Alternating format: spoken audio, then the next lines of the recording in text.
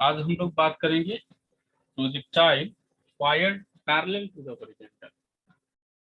Projectile fired parallel to the horizontal. Parallel to the horizontal, इसी को हम लोग हाफ प्रोजेक्टाइल भी बोलते हैं। क्यों हाफ प्रोजेक्टाइल बोलेंगे हम लोग, यहाँ पे देखिए। जैसे ये projectile fire from the parallel to the horizontal कहने का मतलब क्या हुआ। जैसे मान ले एक यहाँ पे कोई एक बिल्डिंग है या टावर है, कोई एक हाइट का क्लिफ है या कुछ भी है। यहाँ पे एक ऐसा एक बिल्डिंग है या टावर है, हम लोग मान लिए ये। अब चलो यहाँ पर एक मान लेते हैं, यहाँ पर एक इंसान है और यहाँ पर एक स्टोन है, ठीक है ना, ये स्टोन है। तो ये स्टोन को ये इंसान क्या करेगा, इस डायरेक्शन में, इस डायरेक्शन में कहने का मतलब हॉरिजॉन्टल डायरेक्शन में। देखो ये हॉरिजॉन्टल डायरेक्शन में एक्स एक्सिस के अलाउ में ये ऐसे फेंकेगा। तो ऐसे फेंकेगा तो इसका इनिशियल वेलोसिटी जो होगा मान लेते हैं u है। u is the initial velocity by which any object is projected horizontally या पैरेलल टू द ग्राउंड। ये ग्राउंड से पैरेलली ऐसे फेंका गया। तो ऐसे फेंका गया तो ये ऑब्जेक्ट ऐसे सीधा ऐसे तो चलता नहीं जाएगा, ये क्या होगा, ये ऐसे आगे तक जाएगा, उसके बाद ये धीरे धीरे धीरे धीरे ऐसे गिरेगा। हाँ या ना, ये ऐसे जाएगा और इस तरह से ऐसे कर्व पाथ में ऐसे गिरेगा, ठीक है। तो देखो ये प्रोजेक्टाइल मोशन जो हम लोगों ने डिस्कस किया था, वो शुरू में हम लोगों ने ग्राउंड लेवल से स्टार्ट किया था ऑब्जेक्ट को थ्रो करना, और वो ग्राउंड लेवल पे ही आके गिरता था ऐसे। तो इसको हम लोग फुल प्रोजेक्टाइल मोशन बोलते थे। अभी हम लोगों ने इसको अगर डिवाइड करें तो अभी हम लोगों ने यहाँ पर एक बिल्डिंग बना लिया और यहाँ से ऑब्जेक्ट को थ्रो किया ऐसे और वो गिरा ऐसे। तो ये तो ओनली हाफ पोर्शन दिखा रहा है प्रोजेक्टाइल मोशन का, है कि नहीं। इसीलिए हम इसको हाफ प्रोजेक्टाइल मोशन भी बोलते हैं। So let us take some consideration. यहाँ पर u कहने का मतलब क्या है, initial initial velocity, velocity of object. कोई ऑब्जेक्ट फेंका गया है, इनिशियल वेलोसिटी। तो अगर इनिशियली कोई ऑब्जेक्ट हॉरिजॉन्टली फेंका गया है तो इसका x कंपोनेंट कितना होगा, ux। वो तो इतना ही होगा क्योंकि ये x कंपोनेंट में फेंका ही गया है, थ्रो भी किया गया है। और इसका y कंपोनेंट कितना होगा, अरे सर इसको y कंपोनेंट में फेंका ही नहीं गया है तो इसका y कंपोनेंट होगा कहाँ। तो इसका y कंपोनेंट जो होगा ये होगा 0। y uy is equal to 0, ux is equal to u and uy is equal to 0 y, because it is thrown in direction of x। x के डायरेक्शन में फेंका गया है, तो x के डायरेक्शन में फेंका गया है, ये u हो गया और ux यही मान लेते हैं। तो u और ux के बीच में कितना एंगल होगा, 0। और uy कहने का मतलब u sin थीटा होता है, sin 0 का वैल्यू 0 होगा, इसलिए uy जो होगा 0 होगा। तो यहाँ पे y कंपोनेंट uy जो हुआ ये 0 हो गया। मान लेते हैं इस टावर का जो हाइट है ये h है, इस टावर का हाइट जो है ये कितना है, h है। So we consider h is the height of tower.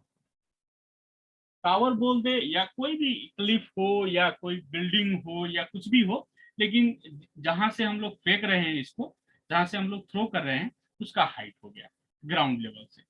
तो ये h हो गया हाइट। अब देखें यहाँ पे एक्सेलरेशन जो लगेगा, ये तो ऑब्जेक्ट नीचे की तरफ गिरेगा, ऐसा नहीं कि ऐसे चलते जाएगा, एक्स एक्सिस में तो जाएगा नहीं, ये तो नीचे की तरफ गिरेगा, चाहे ये कर्व पाथ में ही गिरे लेकिन नीचे की तरफ गिरेगा। तो यहाँ पर एक्सेलरेशन जो लगेगा that will be equal to acceleration due to gravity. और प्रोजेक्टाइल मोशन स्टार्ट करने से पहले हम लोगों ने एक बात डिस्कस किया था, याद हो तो ठीक है, नहीं याद है तो यहाँ पे लिख दे रहा हूं मैं।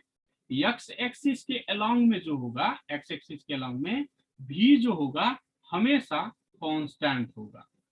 वेलोसिटी जो होगा हमेशा क्या होगा, कांस्टेंट, और एक्सेलरेशन जो होगा 0 होगा। और वाई एक्सिस के अलोंग में v जो होगा वेरिएबल होगा। लेकिन ये स्टोन जो है नीचे की तरफ गिर रहा है, इसका मतलब वेलोसिटी जो होगा इंक्रीज होते जाएगा ड्यू टू ग्रेविटी फोर्स, ये इंक्रीज होगा। और इसका एक्सेलरेशन जो होगा this will be equal to acceleration due to gravity.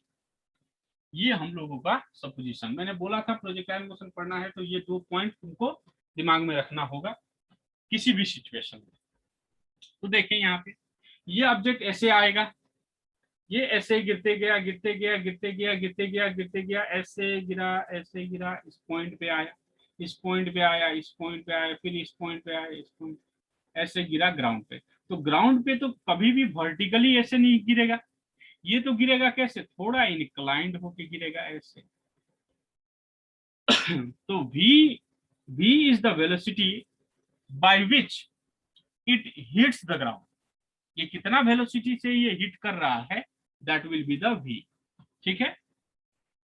और यहाँ पे देखिए, यहाँ ये कंपोनेंट जो होगा ये vx हो जाएगा, और यहाँ पे एक वर्टिकल कंपोनेंट बना दे तो ये vy हो जाएगा। ठीक है ना। हालांकि ये मुझे ऊपर ही बनाना चाहिए क्योंकि वेलोसिटी जो है, ये v वेलोसिटी जो है ये स्ट्राइकिंग वेलोसिटी है। ग्राउंड पे कितने वेलोसिटी से स्ट्राइक करेगा वो वेलोसिटी है, लेकिन उससे अच्छा रहता है नीचे की तरफ बनाओगे तो कंपोनेंट ड्रॉ करने में आसानी रहता है। मान लेते हैं इस पॉइंट पे ड्रॉ करें, मान ले तो इसका वेलोसिटी का डायरेक्शन इस डायरेक्शन में होगा, टेंजेंट डायरेक्शन में। और इसका x कंपोनेंट और y कंपोनेंट दोनों बनेगा, तो x कंपोनेंट इधर की तरफ बनेगा, ये vx हो जाएगा, और y कंपोनेंट इधर बनेगा, ये vy बनेगा, और इस पॉइंट पे वेलोसिटी हो गया v। ठीक है। तो इसका एंगल जो होगा ये मान लेते हैं थीटा, इसको बोलते हैं डायरेक्शन ऑफ वेलोसिटी। हॉरिजॉन्टल से कितने एंगल में ये गिर रहा है, तो ये एंगल भी थीटा मान लेते हैं।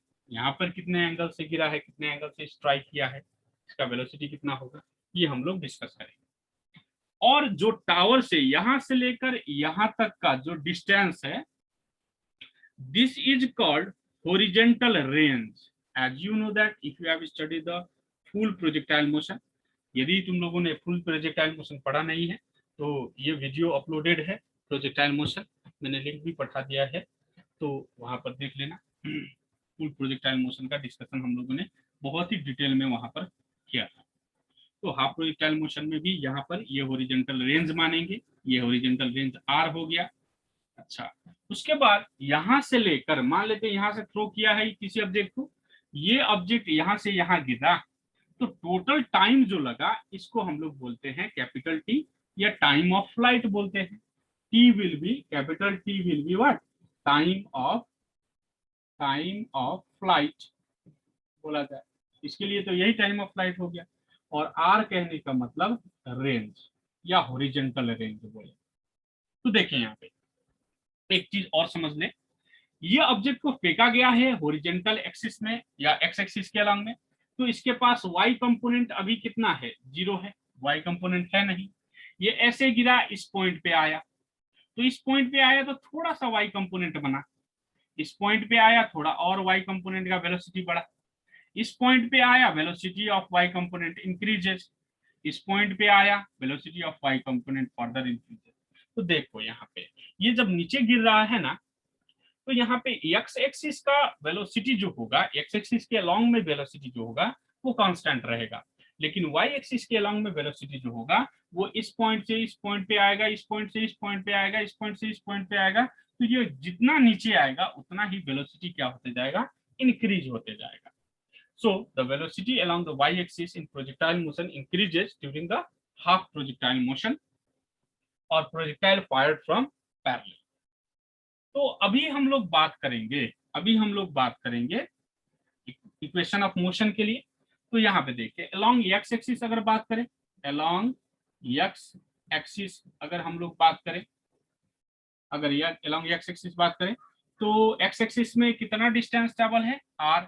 मान लेते हैं इस पॉइंट पे आया है किसी समय t पे, t समय के बाद ये ऑब्जेक्ट यहाँ से थ्रो किया गया और t टाइम पे, स्मॉल t टाइम के बाद इस p पॉइंट पे आया है। तो यहाँ तक का डिस्टेंस जो है horizontal distance this will B x, और यहाँ तक का वर्टिकल डिस्टेंस जो है ये है y मान लेते हैं। तो इस कंपोनेंट का, इस पॉइंट का कोऑर्डिनेट क्या हो जाएगा, x, y, है कि नहीं। तो अलोंग एक्स एक्सिस अगर बात करें एट टाइम t, तो x इज इक्वल टू कितना हो जाएगा, u x t plus half a x t square. हम लोगों को मालूम है एक्स एक्सिस में एक्सेलरेशन जो होगा जीरो होगा, तो ये पॉइंट जो होगा, ये टर्म जो होगा ये जीरो हो जाएगा। तो x is equal to u t, so t will be equal to x by u. जो काम पहले हम लोगों ने किया था वही हम लोग डिस्कस कर रहे हैं अभी भी। फुल प्रोजेक्टाइल मोशन में जैसे हम लोगों ने किया था, हाफ प्रोजेक्टाइल में भी वैसे कर रहे हैं। अभी हम लोग बात करेंगे अलोंग वाई एक्सिस। अलोंग क्या, वाई एक्सिस। तो अलोंग एक वाई एक्सिस अगर बात करें तो वाई एक्सिस के अलोंग में y इज इक्वल टू कितना हो जाएगा, y is equal to u y t plus half g t square हो जाएगा।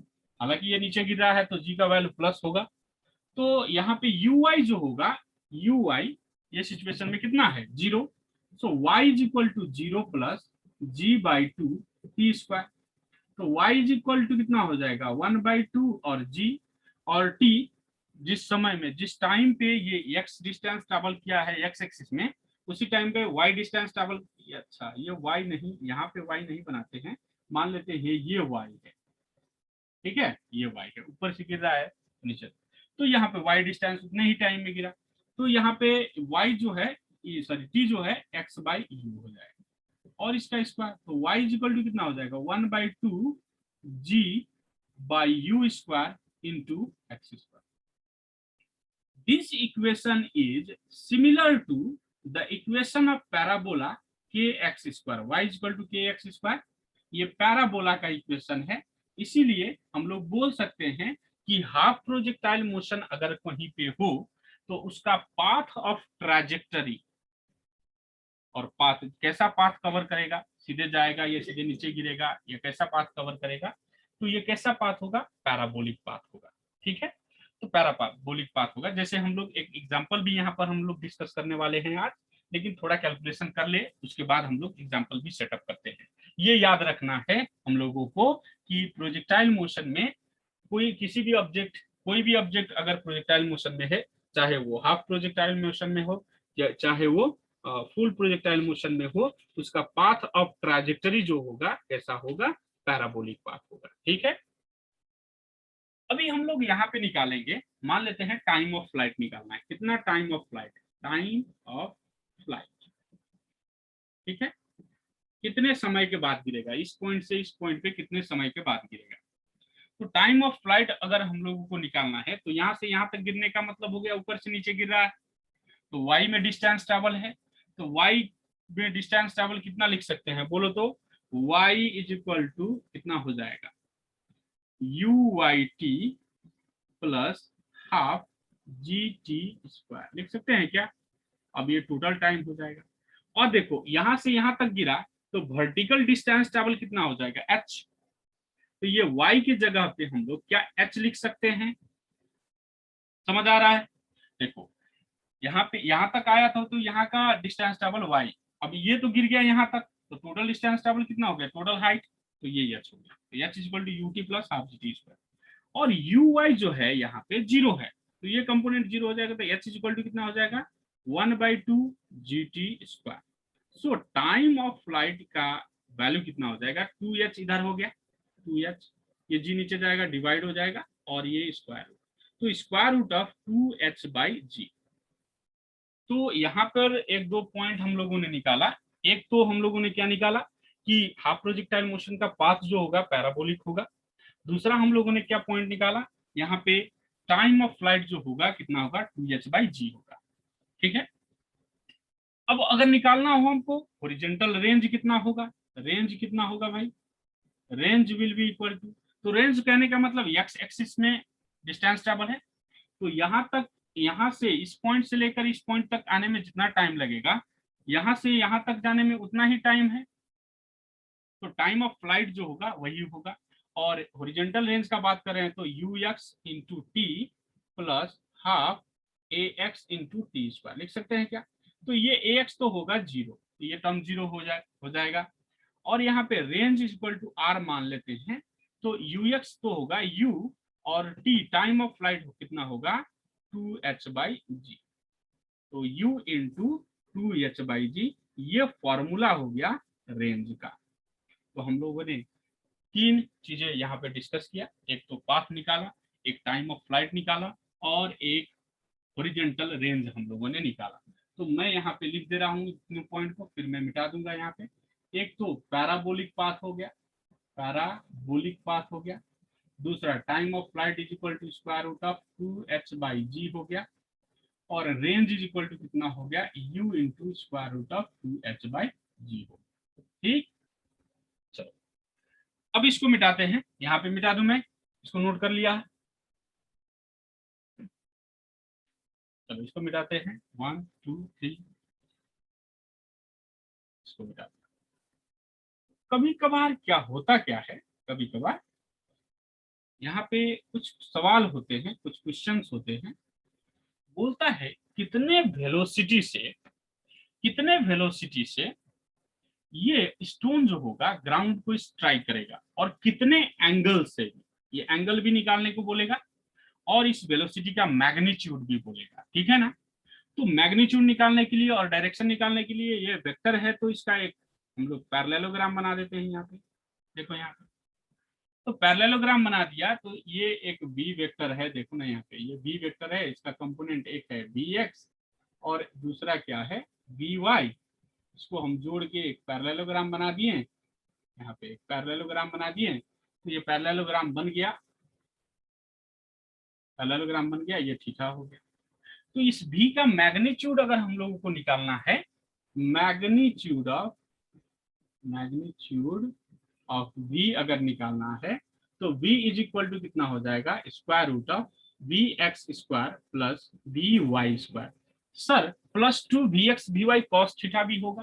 तो देखो इन दोनों के बीच के एंगल, vx और vy के बीच के एंगल होंगे 90 डिग्री, तो cos 90 वहां पे 0 हो जाएगा, इसलिए vx² प्लस vy² लिखने से भी काम चल जाएगा हमारा। तो यहाँ पे देखो vx जो है, vx कहने का मतलब तो v का वैल्यू जो होता है x कंपोनेंट में हमेशा इक्वल होता है, हमेशा कांस्टेंट होता है, तो vx will be equal to u, तो यहाँ पे u² लिख सकते हैं प्लस। अब सर vy कितना होगा, तो vy के लिए टेंशन मत लो, vy is the velocity along y axis, तो vy is equal to uy plus gt। अरे यार v is equal to u plus at, तो vy is equal to uy plus gt लिख सकते हैं क्या। तो uy यहाँ पे है 0, तो vy इज इक्वल टू कितना हो जाएगा g इंटू टी, और t का वैल्यू जो है कितना है स्क्वायर रूट ऑफ 2h/g। क्या ये वैल्यू यहाँ पे रख दें, तो ये vy का वैल्यू रखेंगे g square root of 2h/g का स्क्वायर कर देते हैं, तो यहाँ पे कितना हो जाएगा देखिए u² प्लस g², और ये स्क्वायर से स्क्वायर उठ जाएगा इंटू 2h/g। एक g कट गया, और स्क्वायर रूट में कितना हुआ u² प्लस 2gh। तो ये v का मैग्नीट्यूड हो गया। तो हम लोगों ने एक दूसरा चीज निकाला, v is equal to square root of u² plus 2gh, magnitude of v निकाला। हाँ या ना, समझ रहे हो या नहीं, ये समझना पड़ा। ठीक है, ये समझते चलना, क्योंकि यहाँ पे बहुत यूजफुल न्यूमेरिकल्स होने वाले हैं, इसके लिए भी मैं न्यूमेरिकल्स कराऊंगा तुमको। So this you have to understand first. So v is equal to this much. अब बोलेगे सर थीटा कैसे निकाले, इसका एंगल कैसे निकाले। अरे यार ये एक ट्रायंगल है, देख लो यहाँ पे, ये एक राइट एंगल ट्रायंगल बन रहा है क्या, देखो तो यहाँ पे ये एक राइट एंगल ट्रायंगल बन रहा है क्या, और ये 90 डिग्री है, तो 90 डिग्री के सामने वाला साइड हाइपोटेनस हो गया, और ये थीटा है, थीटा के सामने वाला साइड परपेंडिकुलर होगा, ये बेस हो गया। तो इधर वाला भी वाई है, तो इधर वाला भी वाई ही होगा ना। तो यहाँ पे tan theta is equal to कितना हो जाएगा p/b। अरे p/b कहने का मतलब vy/bx। तो vy का वैल्यू कितना है यहाँ पे देख लो, u² प्लस 2gh, और vx का वैल्यू कितना है u है। ये हो गया tan थीटा का वैल्यू। समझ में आ रहा है, से समथिंग, ये सब नो।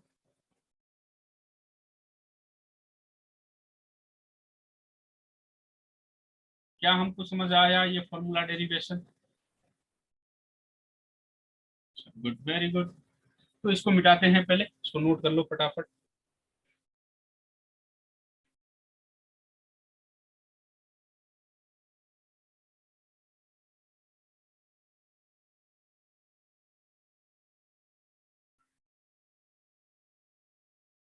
अच्छा, अब देखो, अब थोड़ा मैं क्वेश्चन तुमको यहाँ पे सवाल, कुछ क्वेश्चन बोलूंगा, वो क्वेश्चन का आंसर करते हैं, ठीक है ना? यहाँ पे कुछ रीजनिंग बनते हैं, वो रीजनिंग हम लोग करेंगे। चलो देख लो यहाँ पे, ये एक स्टोन है, सॉरी एक, अरे स्टोन बोल दिया, ये एक मान लेते हैं क्लिफ है या बिल्डिंग है या टावर है, जो भी है यही है। और यहाँ पर एक इंसान है, जो इंसान के पास दो स्टोन्स है यार। कितने स्टोन्स है? दो। और उसने क्या किया, एक स्टोन को ऐसे ओरिजेंटली थ्रो किया और एक स्टोन को ऐसे सिंपली ड्रॉप कर दिया, ठीक है? चलो इसको नाम दे देते हैं, ये ए स्टोन, ये बी स्टोन, ठीक है? ए स्टोन और बी स्टोन। तो ए स्टोन को अगर ऐसे फेंका गया तो ये स्टोन तो ऐसे जाएगा, ऐसे गिरेगा, हाँ या ना? और बी स्टोन जो है ये तो सिंपली ड्रॉप किया गया है। फिर से सुन लो, इसको हम लोगों ने हॉरिजॉन्टली ऐसे फेंका और इसको हमने सिंपली क्या किया, ऐसे ड्रॉप किया। दोनों एक ही समय में, एक को ऐसे फेंका गया और एक को ड्रॉप किया, एक को ऐसे फेंका गया, एक को ड्रॉप किया, दोनों सेम ही टाइम में हो रहा है। तो ये दोनों स्टोन ऐसे ग्राउंड पे गिरेंगे। चलो, ये स्टोन यहाँ पे गिरा और ये स्टोन गिरा यहाँ पे। मुझे बताओ, ये ए स्टोन पहले गिरेगा या बी स्टोन पहले गिरेगा? कौन वाला स्टोन पहले गिरेगा? Any clues? लो सोच कर बोल रहे, सोच कर जवाब दो। यहाँ पे ए स्टोन पहले गिरेगा या बी स्टोन पहले गिरेगा? दोनों को सेम ही समय में, टाइम में छोड़ा गया है। एक को हॉरिजॉन्टली ऐसे फेंका गया, ऐसे ऐसे फेंका गया, और दूसरे को ऐसे ड्रॉप किया गया। एक को ऐसे फेंका गया, दूसरे को ड्रॉप किया गया। कौन से पहले गिरेगा? कौन वाला पहले गिरेगा, ए वाला या बी वाला? या क्या दोनों एक ही समय में गिरेंगे? उसको प्रूव करो।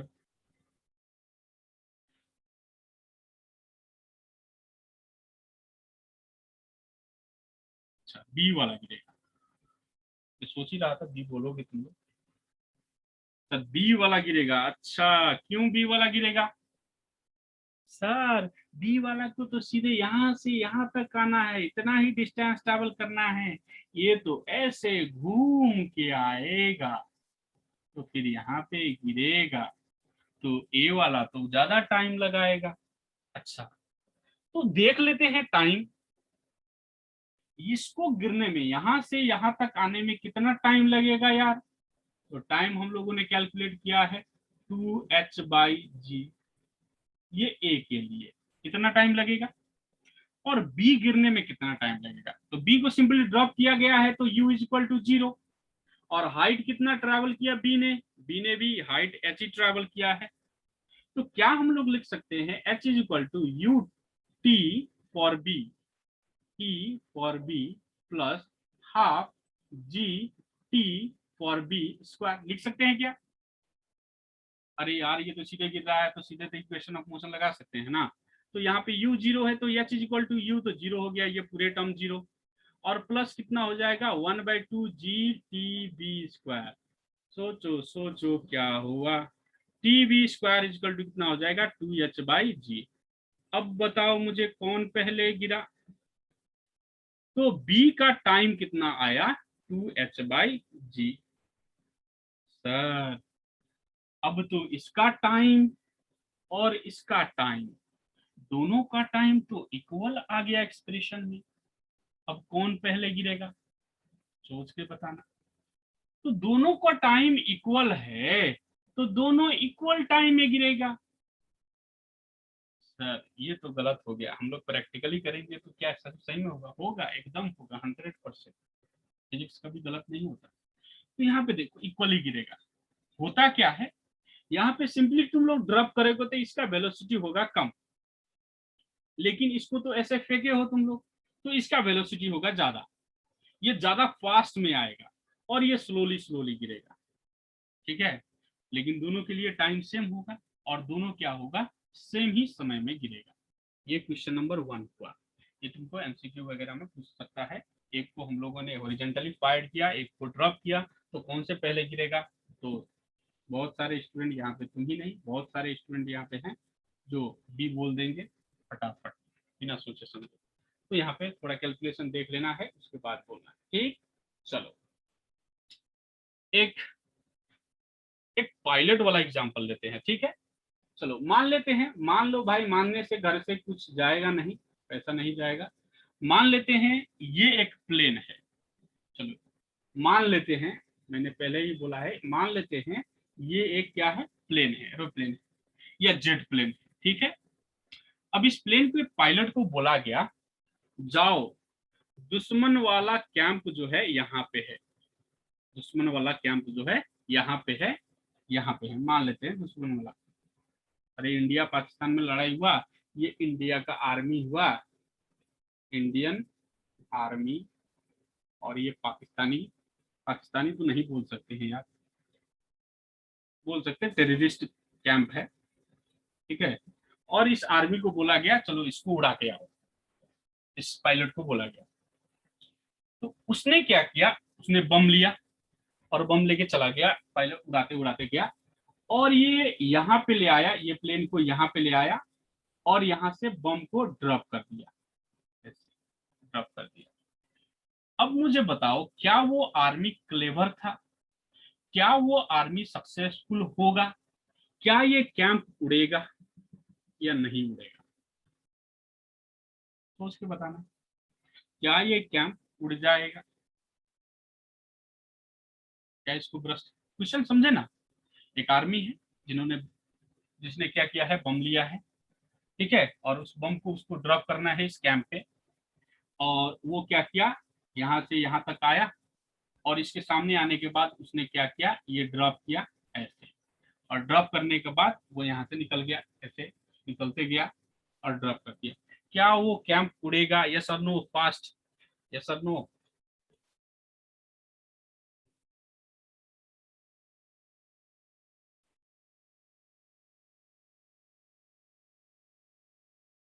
तो बोल दो यार, कई लगा दो।